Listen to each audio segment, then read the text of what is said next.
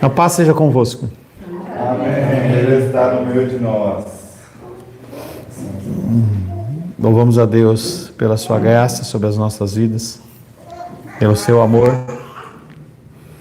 porque Deus, Ele continua sendo Deus nas nossas vidas. Amém. Nós temos que louvar a Deus por isso.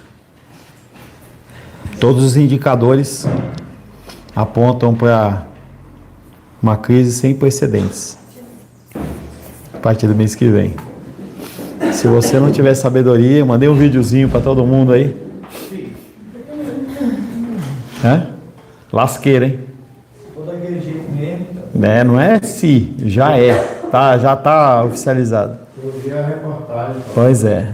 E isso é só a ponta do iceberg do que vai acontecer. Mas nós temos que continuar crendo que Deus, Ele está no controle de todas as coisas. Se assim não fosse, nós entraríamos em desespero. Mesma coisa acontece dentro do cristianismo. Eu tenho meus 26 anos de cristão, 27 anos. Eu já vi toda sorte de cristãos dentro da igreja. E a grande maioria, esmagadora maioria, cristãos que não conhecem a Deus. Cristãos que estão por causa de uma rotina, por causa de um hábito, que estão na igreja porque não tem o que fazer domingo de manhã, domingo à noite, conveniência, necessidade, atraído por campanhas, mas poucos conhecem Deus. E quando nós lemos o livro de Jó, a gente vê que Jó também não conhecia Deus. Ele tinha um desejo, mas ele fazia as coisas, sei lá por quê. Nós começamos hoje o tema face a face com Deus, porque a única forma de você realmente estar face a face com Ele é conhecendo Ele. E o objetivo desse estudo é exatamente trazer para você esta visão e esse entendimento que eu tenho implantado junto com as pessoas de discipulado, que é a rotina de ler as Escrituras Sagradas. E as pessoas, elas não têm essa prática. Parece que é algo normal, parece que é algo comum você não ler as Escrituras. Eu comecei tem uns 2 meses, acho que não mais que isso, a aumentar minha rotina de leitura diária. E já estou no meio dos evangelhos já. Devo ler a Bíblia mais umas 2 vezes esse ano.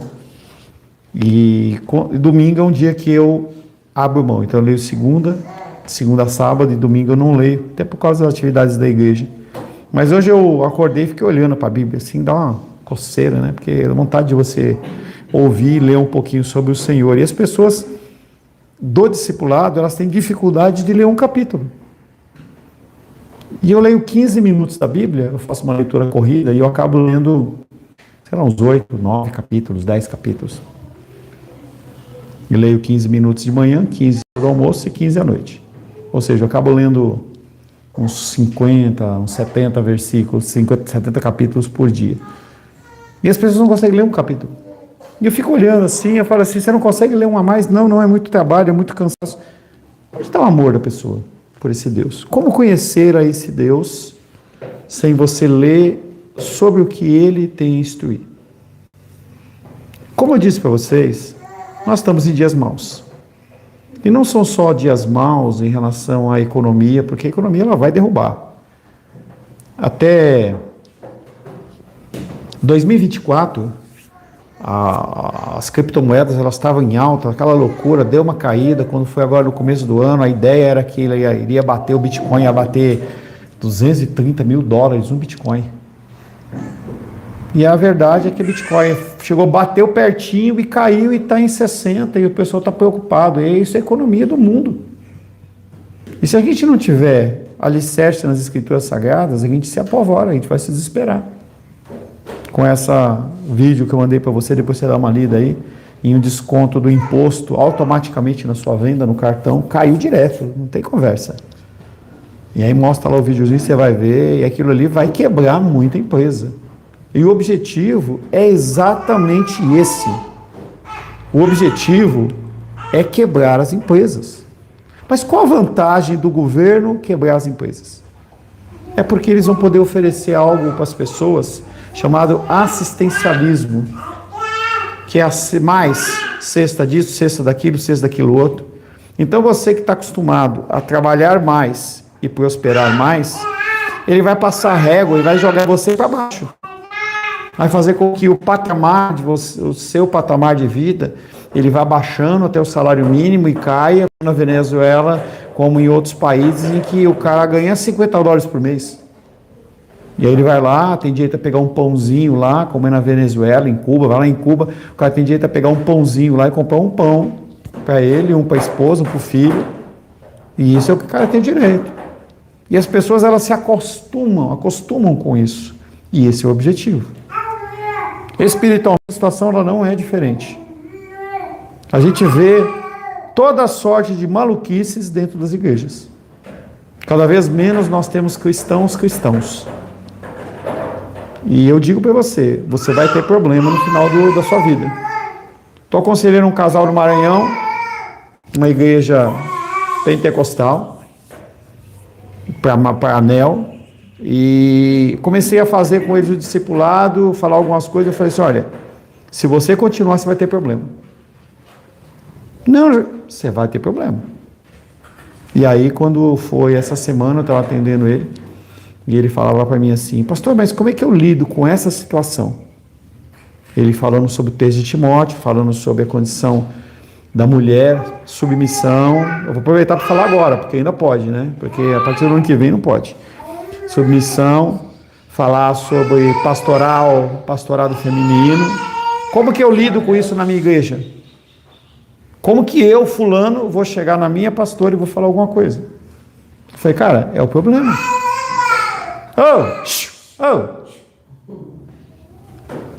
E eu falei para ele, eu falei assim: eu quando vim para Brasília, eu por me posicionar, eu fui expulso da igreja. Você tem que estar preparado para isso.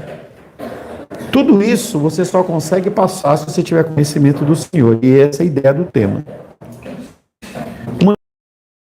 Sobre 6 homens cegos de nascença que viviam na Índia. Um dia eles decidiram visitar o palácio na vizinhança. Quando chegaram lá, havia, lhe disseram, um elefante em pé no pátio. O primeiro homem tocou o lado do elefante e ele disse: o elefante é uma parede. O segundo cego tocou a sua tromba e disse: o elefante é como uma cobra. O terceiro cego tocou a sua presa, o marfim dele, e disse: o elefante é como uma lança. O quarto cego tocou a perna dele e disse: o elefante é como uma árvore. O quinto cego tocou a orelha dele e disse: o elefante é como um leque.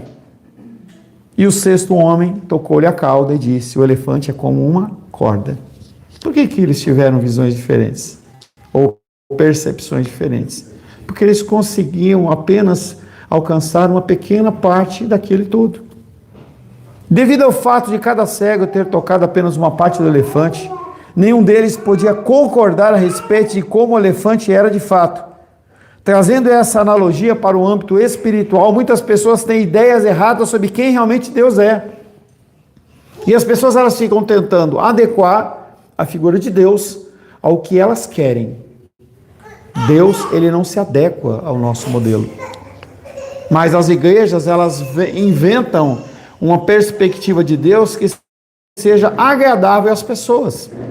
Então nós temos a igreja de um bispo fulano, em que lá o foco é dinheiro. Então tudo que tem ali é referente a dinheiro. Inclusive ele criou um banco para que os fiéis pudessem fazer os investimentos lá. Tem outro apóstolo e o foco dele é cura divina. Então você quer a cura divina como se fosse num mercado. Você vai lá e vai na seção de produtos sem glúten, e você vai lá e pega só produtos sem glúten. E você vai nessa igreja, e nessa igreja, esse é o foco. Tem uma igreja que fala sobre demônios, sobre capeta, sobre batalha espiritual, e todo mundo lá dançando e pulando, e todo mundo acha legal isso. E as pessoas postam e dão risada, mas na verdade aquilo ali está só simplesmente desconfigurando o que é o evangelho. E o nosso cristianismo no nosso Brasil, que deveria ser o grande diferencial do nosso país, continua sendo o país do carnaval, o país do futebol, o país da impunidade, e essa é a referência que a gente tem no Brasil. E dentro das igrejas não é diferente. Vocês têm que entender que o que está acontecendo no mundo, ou no nosso Brasil, ou em Santa Maria, Riacho Fundo, Guará, é reflexo do meu cristianismo. Quanto nós influenciamos espiritualmente o lugar onde nós vivemos, é a influência que vai ter nessas pessoas como vivem. E a gente tem que começar a entender que nós sim fazemos a diferença dentro do âmbito espiritual.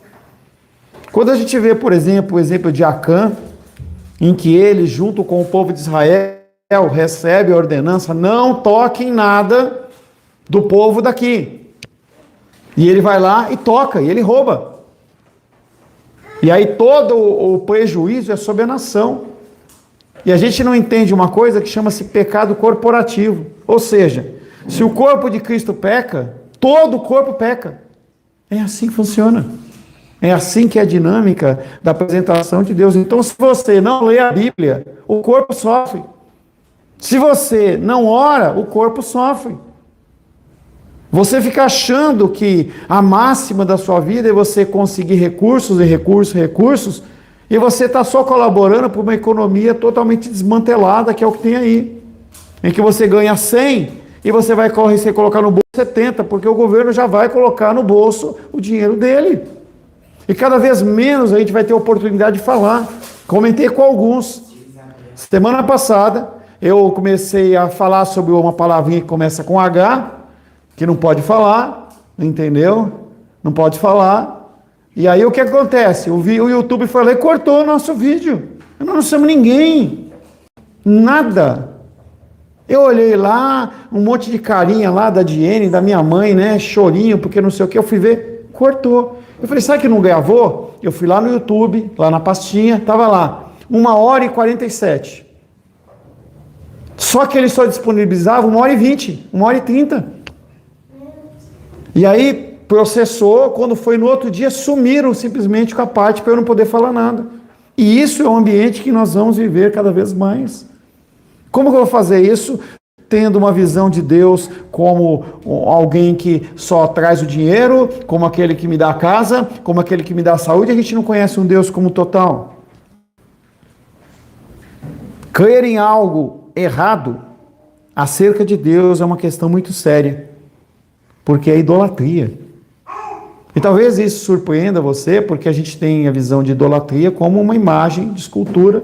Você já ouviu eu falar bastante sobre ídolos do coração, mas nós temos que entender que, segundo a Bíblia, idolatria é pensar qualquer coisa sobre Deus que não seja verdadeira, ou tentar transformá-lo em algo que ele não seja. Salmos 50, 20.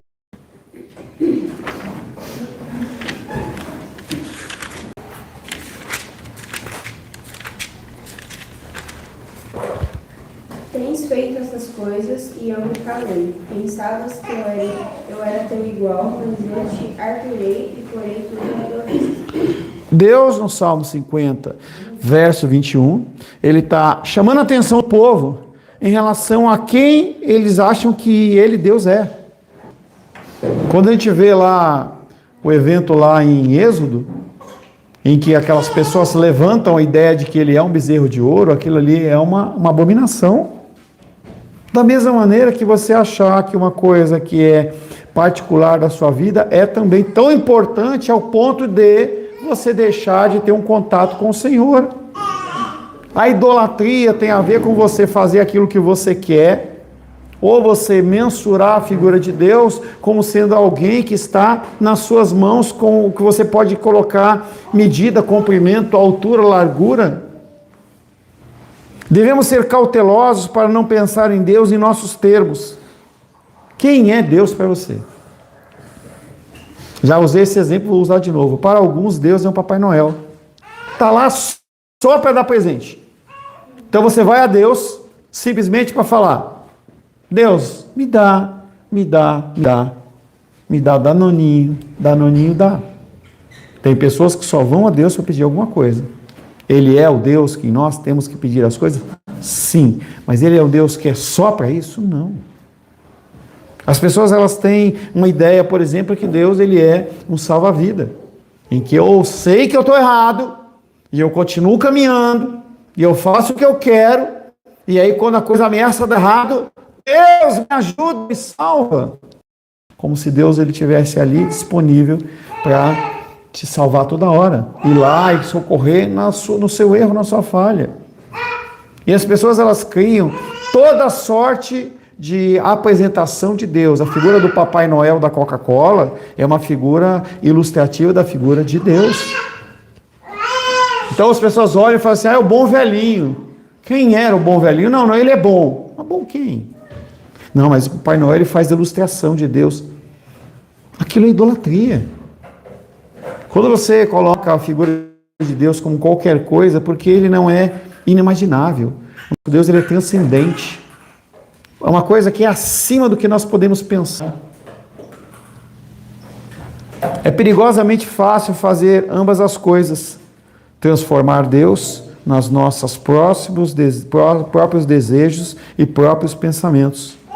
Voltaire, um ateu francês, disse certa vez que Deus criou o homem à sua imagem e semelhança e ele pagou Deus na mesma moeda. Então Voltaire tinha o seguinte pensamento. Eita, o que a menina fez aí, meu? Misericórdia. Esse estudioso, depois você fala para o Joaquim que a Isabela vai fazer a parte dos dois hoje, tá? Cadê o Joaquim? Hã? Pelado?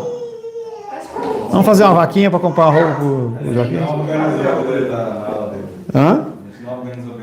Não, tá. Só. Mas não tem problema não. A Isabela, ela resolve. Ela fez 1 ano já, né? Ela tem direito, né? Ela tem direito. Então esse cara, esse ateu chamado Voltaire, ele falou assim, Deus criou o homem à sua imagem e semelhança. E aí o homem, o que ele faz para pagar na mesma moeda? Cria uma imagem para representar a figura de Deus, achando que aquela imagem reflete Deus conforme a sua semelhança. Então o ser humano, ele tem essa máxima que ele precisa de alguma coisa para tocar, para pegar. Você vê isso aí no mundo inteiro.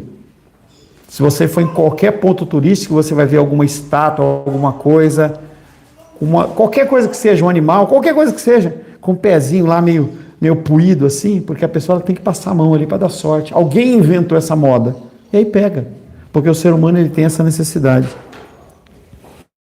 Um autor escreveu, isso não é verdade apenas em relação aos ímpios, mas os cristãos também são culpados do mesmo erro. Nós fazemos isso. As igrejas, no sentido de fidelizar as pessoas, eu sou da igreja tal até morrer. Por que isso? É como se a igreja ela fosse o local onde ali se falasse do evangelho e nenhum outro local falasse. Em que não houvesse a possibilidade de você receber a cura, a palavra em qualquer lugar. É claro que nós temos que desenvolver o nosso discernimento. Como que a gente desenvolve discernimento? Só tem uma forma. Ter contato com alguma coisa. Então, no caso da embalagem, o Nicolas, ele deve ter essa expertise. E quando ele pega algum produto, ele sabe se aquele produto ele é um produto durável ou se é um produto descartável. E dependendo da finalidade, ele tem que ser mais durável, e dependendo do produto, pode ser descartável. Ele tem que ter essa expertise, até como comprador e também como vendedor. Quando você vai comprar alguma flor ou vai fazer alguma coisa, você tem que ter expertise para poder conseguir discernir se aquilo é bom ou não é. Se eu vou comprar o meu pãozinho, aquele pãozinho é um pãozinho que vai durar uma semana ou ele vai durar apenas algumas horas. Se aquele medicamento ele serve ou se não serve, tudo isso tem a ver com a nossa expertise que nós temos que desenvolver no discernimento espiritual. Então você não tem que se fixar num local, numa igreja, mas você tem que entender a ouvir as coisas com os ouvidos do Senhor. E isso vem através do conhecimento das Escrituras Sagradas. Senão a pessoa ela vai te apresentar alguma coisa com uma cara de crente, com uma roupagem de crente, com sabor de crente, e não é crente. Então a gente vê agora os chocolates, sabor chocolate. Para os mais antigos, o chocolate que eu mais gostava era sonho de valsa. Não dá para você comer mais o sonho de valsa. Você coloca na boca, é um sebo. É um sebo, você fica com o teto, o céu da boca tudo gosmento. Ontem, não é falando mal, pelo amor de Deus, mas ontem tomei um gole da suquita, lá no aniversário da Isabela, aquilo queimou aqui a minha garganta. Aquilo ali tem mais açúcar do que a Coca-Cola. E que o cara faz aquilo? Para te viciar naquilo.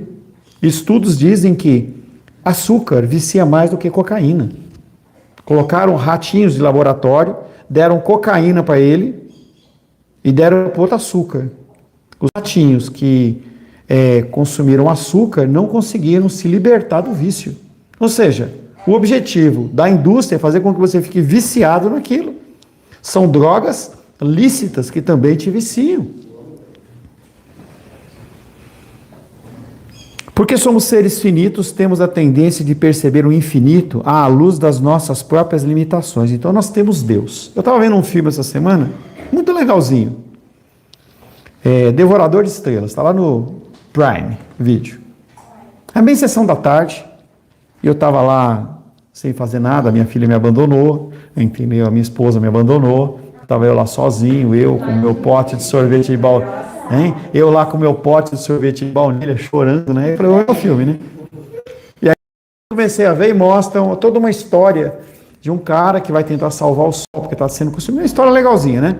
Mas o que eu quero falar é o seguinte, em certo momento, aquele homem foi colocado na nave espacial, ele desperta depois de, 60 anos depois, ficou em coma, lá aquele negócio espacial, e ele olha pela janela. Quando ele olha pela janela, ele vê a imensidão de pontinhos brancos de estrelas. Eu falei, como Deus é grande. E aquela cena me chamou a atenção. Como Deus, Ele é grande. Estrelas. Qualquer dia desse eu trago para vocês, vocês já viram, tamanho de estrelas, em que mostra estrelas que são 1 milhão de vezes maior do que o Sol. Não dá para imaginar um negócio desse tamanho, entendeu? E é a figura do nosso Deus. Então, quando nós olhamos esse Deus e nós tentamos colocá-lo ele dentro de uma moldura, como se fosse um quadro para a gente conseguir entender, mas Deus, ele não dá para entender ele. Os pensamentos nossos, eles são muito menores do que os pensamentos do nosso Deus. Não dá para a gente conseguir equalizar um Deus e colocar ele. Aí o que os caras fazem? Colocam uma imagem. Aí eu sei que esse Deus, ele é assim, ele tem essa característica, tem perspectiva e tudo mais, mas nunca a gente consegue representar esse Deus. Mas é uma limitação que nós temos. Até mesmo as Escrituras apresentam a verdade por meio de uma linguagem e de pensamentos que possam acomodar a nossa compreensão humana. O que dizer do texto de Ezequiel quando ele olha os querubins? Vamos lá, Ezequiel.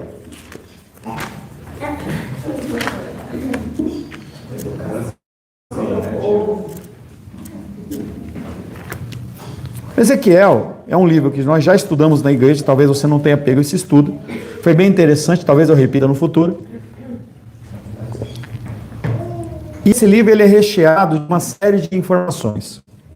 Que ele começa falando assim. Começa assim. Se você não está ligado, se você não estuda, se você não entende, não busca, você passa batido. Aconteceu no 30º ano. Por que ele está falando no 30º ano? Porque que exatamente naquele ano, Ezequiel ele teve esta visão que vai começar para o verso 15. 30º ano tem a ver com o início do ministério sacerdotal. Foi o que aconteceu com Jesus. Jesus, com 30 anos, ele começa o ministério sacerdotal dele. Era o que acontecia no templo. Mas esse Ezequiel, ele estava no cativeiro babilônico. Lá no cativeiro babilônico, ele não tinha expectativa de ser sacerdote de nada. Mas ao 30º ano acontece algo. Dizendo assim: aconteceu no 30º ano, no quinto dia do quarto mês, ou seja, 5 de abril. Estando eu no meio dos exilados, junto ao rio Quebar, se abriram os céus e eu tive visões de Deus. No 5º dia do referido mês, no 5º ano do cativeiro do rei Joaquim, ele está localizando historicamente o que está acontecendo, para que as pessoas não falam que é uma fábula dele, está em algum lugar registrado isso aí. Veio expressamente a palavra do Senhor a Ezequiel, filho de Buzi, o sacerdote. Quando o pai era sacerdote, o filho também era sacerdote. Era o que aconteceu, por exemplo, com o pai de João Batista. O pai de João Batista, ele era sacerdote. Ele recebe a visão dentro lá do ofício, lá dentro do Santo dos Santos. É um negócio grande. E João Batista, ele tinha todo o direito de entrar naquele contexto também e ser um sacerdote, e ele ser idolatrado, e ter alimentação, e ter casa, e ter sustento, e as pessoas olharem para ele, uau, como aquele cara é grande, e o cara abre mão de tudo isso. Então Ezequiel, ele é filho de sacerdote. Ele está na terra dos caldeus, junto ao rei Quebar, e ali esteve sobre ele a mão do Senhor. Olhei e eis que um vento tempestuoso vinha do norte, e um grande nuvem com fogo a revolver-se em resplendor ao redor dela. Aqui a gente ainda consegue enxergar uma nuvem meio alaranjada, com os trovões ali, os relâmpagos, alguma coisa ali. E no meio disso uma coisa como metal brilhante, que saía do meio do fogo. Aí a coisa começa a complicar, chega meio... Exterminador do Futuro, né? Parece que o Schwarzenegger, ele vai entrar aí, vai tan tan tan tan. Do meio dessa nuvem saía a semelhança de 4 seres viventes. Semelhança porque ele não conseguia já estabelecer o que ele estava vendo. Cuja aparência era esta: tinha a semelhança de homem. Cada um tinha 4 rostos, como também 4 asas. As suas pernas eram direitas, a planta dos pés era como de um bezerro, e luzia como brilho de bronze polido. Debaixo das asas tinham mãos de homem, aos 4 lados. E aí ele vai descrevendo um negócio que a nossa mente não consegue entender. É como a história do elefante. E cada um vai ter a sua visão. Como que Ezequiel ele consegue entender isso? Ele tenta de alguma maneira olhar para aquelas coisas, ele consegue tentar transferir para quem ele está escrevendo, para a pessoa tentar imaginar aquilo. É aquela palavrinha que começa com C-O-M-O, como. Atos capítulo 2, verso 8. E eles ouviram um barulho como de um vento tempestuoso. E viu sobre a cabeça daqueles homens com línguas como de fogo. E aí você tem que começar a prestar atenção em relação às coisas, para você conseguir entender. Ezequiel, ele vem mostrando toda uma visão de algo que ele não consegue entender. Não vamos ler, continuar caminhando, ele tem uma segunda visão, e aí a visão dele já é mais nítida, mas continua muito complicada. É essencial que as nossas ideias sobre Deus correspondam o mais próximo possível ao que Ele realmente é. E como nós conseguimos fazer isso? Apenas ler na Bíblia. Não tem jeito. Deus, ele pode te dar um discernimento sobrenatural, você pode ter um êxtase e ver alguma coisa, mas a base é se dedicar e se debruçar nas Escrituras. É essencial que as nossas ideias sobre Deus correspondam o mais próximo possível ao que Ele realmente é. Em vez disso, geralmente colocamos Deus numa caixa, e nossa caixa é incrivelmente pequena. Temos a tendência de deixar que a nossa cultura, em vez do nosso Criador, determine os nossos valores. Festa junina. Ontem eu tive um início de conversa com a Ingrid, ela ficou brava comigo, eu encerrei a história, eu vou conversar depois. Ela dela para estar aqui. Quando você pensa em festa junina, que é apresentada por os filhos de vocês, vi lá o Joaquim, na festa das nações, sentado em cima de um boi bumbá. O que é isso? A gente tem que começar a pensar, estudar e criar na nossa cabeça a estrutura do que são essas coisas que são apresentadas. Há um tempo atrás, eu lembro que teve a festa do cabelo, como é que era lá o cabelo? Cabelo maluco. O que é que a sociedade está querendo trazer para os nossos filhos? Você não pode simplesmente fechar os olhos e falar assim, legal, eu quero que meu filho participe, eu quero que ele seja uma pessoa engajada no meio, e está tudo certo, é besteira. Quando eu falei ontem, a gente falou assim, mas eu não acho isso. Eu falei, tudo bem. O que a Bíblia diz? Porque aqui tem informações sobre essas coisas. Então, filhos não, pais, da escola, vai analisar. Não entra em radicalismo, não entra em conceitos pré-determinados, mas analisa o que está sendo oferecido para o teu filho. Eu não estou dizendo que está certo ou que está errado, estou dizendo que você tem que analisar. Ah, mas se meu filho não participar, ele vai ficar traumatizado. Não vai. Não vai. Você tem que ensinar para o teu filho as coisas, você tem que cercear ele daquilo que não é abençoado. Então semana passada a gente estava saindo da igreja, eu não lembro se era Esther, provavelmente era, né? Porque sempre é Esther, né? Hã? Claro que é. Entendeu? Estavam duas ali, eu não lembro quem eram. Eu não lembro se era. Não era a Rayane, não. Ou era. Eu lembro que estava a Esther, eu acho que era a Esther e a Ingrid, ou era a Esther e a Aisla. Eu não lembro quem era. Tinham três ali, duas ali. E aí, uma das crianças estava caminhando ali, abriram um pacote de orel ou um pacote de bolacha recheada e tum lá na boca do menino. Alguém fez isso ali que eu lembro. E eu chamei a atenção. Tudo bem. E aí eu fiquei olhando ali. Você sabe o que é composto? Aquela porcaria daquele biscoito? Gente, eu estou falando tudo isso porque eu quero que você entenda que eu estou falando de partes de um todo que tem que ser analisado à luz das Escrituras Sagradas, em que você tem que olhar para as coisas de uma maneira em que você analisa. Eu não posso simplesmente absorver algo porque as pessoas estão dizendo que é isso mesmo. É a Copa do Mundo, é o Carnaval. Nós temos que ser seres pensantes. É essa que é a pegada da coisa.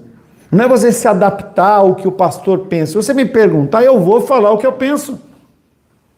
E eu vou tentar dar a maior base possível, bíblica. Mas você tem que desenvolver um raciocínio tal que você consiga entender. Olha, eu estou permitindo que o meu filho ou que eu passe por esse tipo de coisa, mas a ideia é essa. Porque entenda que você vai ser julgado diante do Senhor. Não porque eu falei, mas pelo que você entendeu, que você aplicou.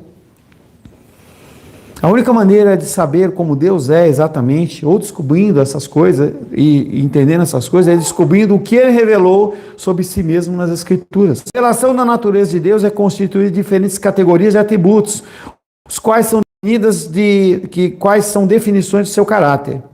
O que as Escrituras dizem a respeito de Deus? Para começar no sentido mais completo da palavra, Deus não é compreensível. Você não consegue entender Deus na sua totalidade. Mas Deus ele vai nos dando alguns lampejos do que Ele é e o que Ele espera de você. E você tem que pegar isso e guardar como se fosse uma coisa muito preciosa. Coisa preciosa como conhecimento. Ninguém pode tirar o conhecimento de você. O cara pode te torturar. Ele pode fazer o que ele quiser com você. Ele pode te matar. Mas o conhecimento que você tem, ele não tira. E cada um de nós vai crescendo num conhecimento que ninguém pode tirar e cada um é independente, é individual. É uma brincadeira que a gente viu, eu e a Rosângela e Luiz vimos lá numa postagem, só você é você. Que loucura. Mas é exatamente isso. Você é um ser único, em que Deus cria você como uma pessoa diferente de qualquer outra.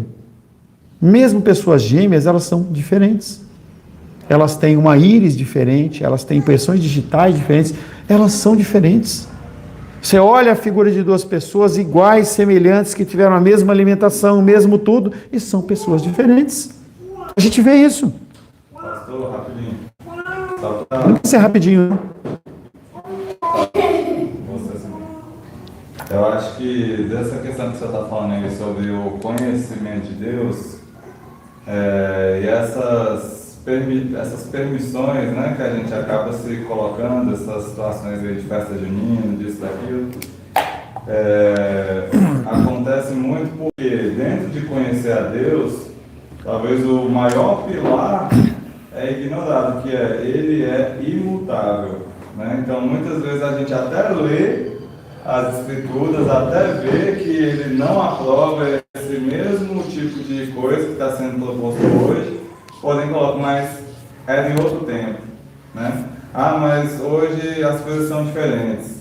Que a gente estava brincando ontem. Sim. A gente estava brincando a respeito da água do André, né? Água com gás. A garrafinha de água com gás. Que são tolices, mas são isso mesmo. Se a gente ler a Bíblia e fizer um estudo e tentar crescer em conhecimento, mas ignorar que Ele continua sendo o mesmo Deus, nada feito. Né? Porque quando coloca essa questão de festa junina, desses temas de escola, né? Esse calendário escolar, a gente sempre vê com essa lógica de que, tipo, não tem nada a ver. Hoje a gente é crente, a gente leva o nosso filho para a igreja, aí está sendo alimentado. Se eu deixar ele participar da festa junina, não vai ter nenhum problema, né? Mas o mesmo Deus que julgava como errado naquela época, provavelmente julga como errado hoje. Não é provavelmente. Tá? Esse que é o detalhe. Ele não é provavelmente. Se a gente tem que entender as leis de Deus. Por isso que a leitura das Escrituras é imprescindível. Você entende qual é o padrão que ele estabelece. É um padrão passado, presente e futuro. Conversa, não tem conversa. Ou você faz parte, ou você está fora. Ninguém obriga você a trabalhar com determinada área, casar com determinada pessoa, mas se você decidiu fazer aquilo, você tem que entender que há consequências. Se eu decidir sair para esse lado e fazer uma coisa que é diferente, eu corro o risco, no âmbito humano, de acertar ou de errar. Mas quando eu falo no âmbito divino, você sempre erra se você sair do caminho. Fala, Felipe. Eu terminei de ler, né, Samuel de Reis, aí quando Terminou o quê? Samuel, Reis, Ah, tá. Ô, da farofa. fiquei imaginando os cristãos lá, né, e eles iam nas festas dos Baalins, né? Será que se, é o mesmo contexto? Tivesse... O que significa Baal? Já falei isso. Senhor. E aí eles não iam, né? Os verdadeiros, os 7 mil que Deus guardou lá no meio do povo, eles com certeza não iam, mas tinha as festas de Baal e Israel todinha. E o que aconteceu com os caras que os 7 mil? Eles ficaram onde? Comendo guloseimas, hein? Eles ficaram comendo guloseimas, festejando com casas enormes. Como viveram os 7 mil? Numa caverna. Deus guardou para ele. Comendo o quê? O que alguém trazia para eles comer. Perseguição. Perseguição. Eles falam, o que aqui tem é uma raia gospel. Entenda que eles vão mudar. Eles vão mudar o nome. Eles vão mudar o nome para você não perceber. E não é ataque, pelo amor de Deus, vocês me conhecem. Qual a diferença para a festa das nações? É só um nome. É só um nome. Em que a pessoa muda a cara da coisa para fazer com que você compre. É como uma embalagem. O cara muda a embalagem e fala assim, é um produto diferente. Se você está ligado e come, você fala assim, é a mesma coisa. Não, mas esse aqui é a mesma coisa. Então, não é ataque, não é nada, não estou chamando atenção, não é nada. Eu estou querendo que vocês pensem. O tique e o teco. Coloque eles para funcionar. Coloque as coisas sob análise, escrutínio. A gente viu ontem, e uma das coisas que mais eu amei, parabéns, aquela cartinha da Isabela, maravilhosa. Maravilhosa aquela. A ideia, a criatividade, tudo nota 10. Para mim, o melhor daquela festa foi naquela cartinha. Aquilo ali, realmente, eu abri ali e falei, caramba, bem feito, hein? Coisa legal. Hã? Não, a suquita não. A suquita está amarrada. Depois eu tomei 1 litro de água para matar aquela suquita. A gente tem que usar o nosso cérebro para pensar. Mas a gente vai colher perseguição em relação a isso. Pode ser que você não venda, pode ser que você tenha uma dificuldade, mas você vai ser guardado. E a máxima é essa. Você quer ser guardado? Ou você quer resolver a coisa com a força do seu braço? Senhor, em nome... Fale, querido. Essa questão de filhos em escola, no caso dos nossos amados irmãos e netos nossos, é uma situação que tem que gastar uma energia a mais. Porque a escola vai dizer que sim, porque a criança tem que interagir com os outros coleguinhas e tal. E os pais dizem, mas meu filho vai ser o diferente. E depois, o que vai vir na memória? E aquela coisa, né? Uma rejeição, uma situação. Mas, no resumo da ópera, vai ser igual a nossa perseguição futura. A perseguição dos cristãos, que a gente vai ter que também ter o mesmo posicionamento de não. Não em casa com os nossos filhos de certo e de errado. E como a gente também vai ter que falar um não naquele dia que a gente for perseguido. Vai aceitar Jesus? Vai viver para Jesus ou não? Não. Vai negar Jesus? Não. Vai negar Jesus? Não. Então vai ser essa a questão. Gastar energia com essas crianças, avisando o certo e o errado. Por quê? A Laura também foi na festa da escola dela, e lá também teve as apresentações, né? A festa das nações, cada uma apresentou lá a música, né? Típica e tal. E eu fiquei ligada naquilo ali. Mas só que já estava tão avançado né? Já tava roupa comprada, sabe, tudo que eu falei, agora nós também não vai adiantar falar, não vai, não é certo. Nem tem que falar, não é seu filho? E eu fiquei pensando aqui, eu falei assim, gente, isso aí, eles querem trazer um country, como aquela caipira atrás, aquele povo caipira, e que não é mais isso. Não tem nada a ver com essas coisas que estão apresentando em escola. Lá não tinha um homem lá com uma fantasia lá do boi, do cavalo, de não sei o quê, as festas, ritmos da Joelma, aquela coisa tudo. É tudo muito encantador, muito bonito. Mas o por trás da coisa tem que ter um não é cristão. Importante, sem radicalismo. Sem radicalismo. A geração minha é uma geração radical. Essa linha que é difícil. Você está sendo radical ou você está sendo constante? Essa linha que é difícil. Como falar? Você é um homem de Deus? Você é um homem de Deus? Hein? Você é um homem de Deus?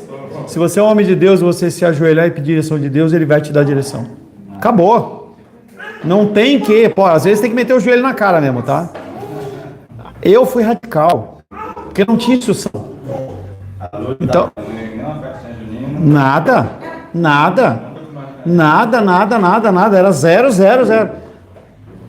A geração da Luísa, a família que ela for gerar, se tiver filhos e tudo mais, o que vai acontecer?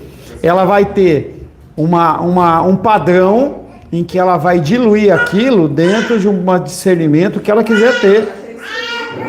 Entendeu? E cada vez que passa, a gente tem que fazer com que os nossos filhos sejam mais sensatos em não ser nem pode tudo e nem não pode nada.